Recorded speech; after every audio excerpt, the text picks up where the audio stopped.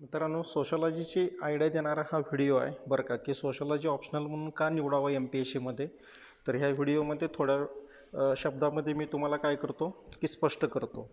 आता UPSC असेल किंवा MPSC असेल, त्याच्यामध्ये ऑप्शनलची लिस्ट खूप मोठी असते बरं का. त्याच्यामध्ये काही ऑप्शनल आहेत ते एकदम पॉप्युलर आहेत. उदाहरणार्थ हिस्ट्री असेल, जॉग्राफी असेल, पब्लिक ॲडमिनिस्ट्रेशन असेल, त्याच्यानंतर सोशॉलॉजी असेल. तर हे जे विषय आहेत हे सोशल सायन्स आहेत बरं का. आणि हे इंजिनिअरिंग किंवा मेडिकल सायन्स केलेल्या मॅक्झिमम लोकांचा कल सोशल सायन्सचे विषय घेऊन रिझल्ट आणण्याकडे जास्त दिसतो. गेल्या काही वर्षामध्ये तुम्हाला ही गोष्ट सहजच लक्षात आली असेल.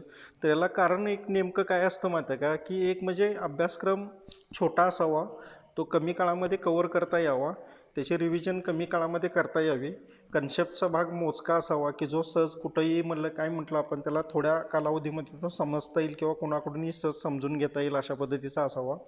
त्यामुळं खूप साऱ्या डॉक्टर किंवा इंजिनियर असलेल्या लोकांचा कल सोशॉलॉजी विषय घेण्याकडे जास्त असलेला दिसून येतो.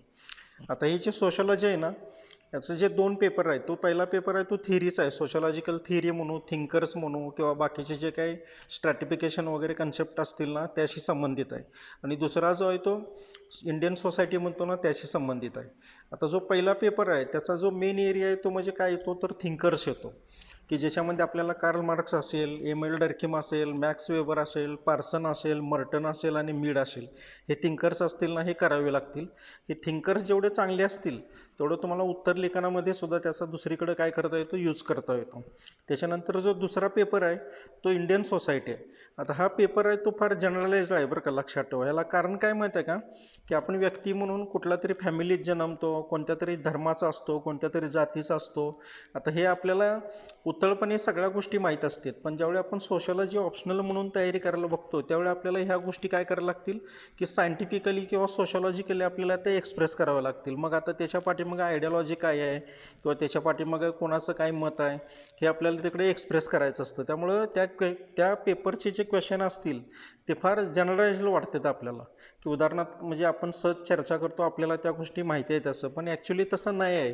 तुम्हाला उत्तर लिहिताना पर्टिक्युलर ज्याला म्हटलं ना आपण त्या दृष्टिकोनातून ते तुम्हाला काय करायला लागतं, लिहावं लागतं. त्यामुळं तुम्ही एक गोष्ट नेहमी लक्षात ठेवा बरं का, की तो पेपर जरी वरवरती आपल्याला उतळ वाटत असला तरी पहिल्या पेपरमधले जे थिंकर्स असतील किंवा आणि कोणी असेल त्यांचं ॲप्लिकेशन जेवढं अधिक चांगल्या पद्धतीनं करता येईल तेवढं तुम्हाला तिकडं केलं तर चांगले मार्क येण्याची शक्यता कशी असते, जास्त असते, लक्षात ठेवा. त्यामुळं दुसरा पेपर असेल किंवा पहिला पेपर असेल, ह्या दोन्ही पेपरमध्ये तुम्हाला एक्सलन्स गाठता आला पाहिजे बरं का. जितका तुम्ही एक्सलन्स गाठशिला तेवढं तुम्हाला चांगले मार्क येतील.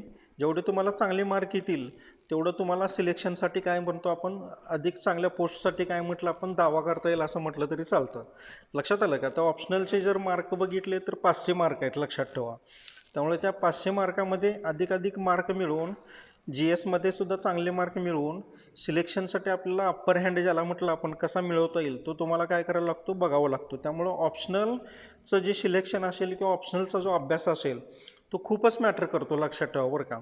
आता जे सोशॉलॉजी आहे की नाही त्याची एक सगळ्यात महत्त्वाची गोष्ट जर काय असेल तर त्याचा सिलेबस आहे, लक्षात ठेवा. तो सिलेबस आहे ना खूप चांगला आहे, कन्साईज आहे. आणि विशेष म्हणजे कसं आहे की तो जर समजून घेतला तर कमी काळामध्ये 3-4 महिन्यामध्ये तो विषय आपल्याला का नाही, जर तुम्हाला प्रॉपर गायडन्स चांगला मिळाला तर तुम्हाला कमी काळामध्ये तो एकदम चांगल्या पद्धतीनं काय करता येतो, कवर करता येतो. लक्षात आलं का. आणि दुसरी महत्त्वाची गोष्ट अशी की त्या पेपरनं सिव्हिल सर्व्हिस परीक्षेमध्ये खूप चांगला रिझल्ट दिलेला आहे आतापर्यंत बरं का, की टॉपरमध्ये पहिल्या 10मध्ये 2-4 कधी 5 जणं इतके लोक सोशॉलॉजी ऑप्शनल असलेले तिकडे सिव्हिल सर्व्हिस परीक्षेमध्ये दिसून येतात. आता तेच गोष्ट किंवा तीच बाब इकडं सुद्धा आपल्याला काय म्हटलं, राज्यसेवेच्या अभ्यासक्रमामध्ये सुद्धा आपल्याला करता येते.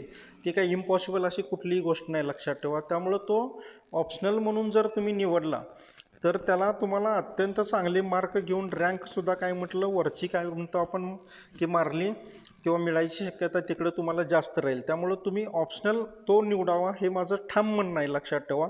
दुसरी गोष्ट, तुमच्या बॅकग्राऊंड्स आणि ह्या विषयाचा तसा काहीही संबंध नाही बरं का. तुम्ही काय शिकला, तुम्ही सोशॉलॉजी का घ्यावं किंवा का घेऊ नये याचा काही संबंध नाही. तुम्ही कुठल्याही विषयाचे पदवीधर असा, तुम्हाला जर वाटलं की हा विषय घ्यावा तर तो घेऊ शकता.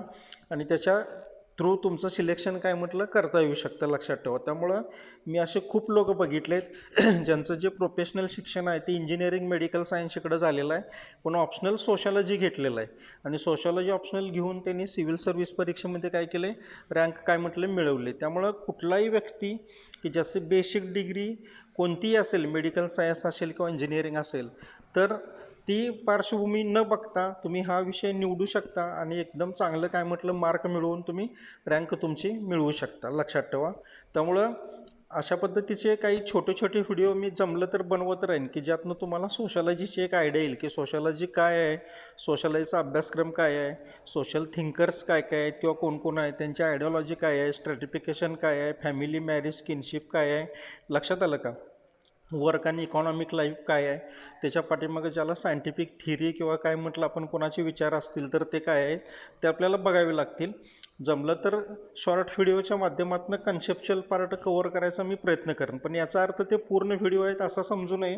तुम्हाला वाचावं लागेल किंवा क्लास करावा लागेल, त्यात तुम्हाला त्यातून अत्यंत चांगल्या पद्धतीनं तो विषय समजून घ्यायला काय म्हटलं आपण सोपं जाईल म्हटलं तरी चालतं. Good night.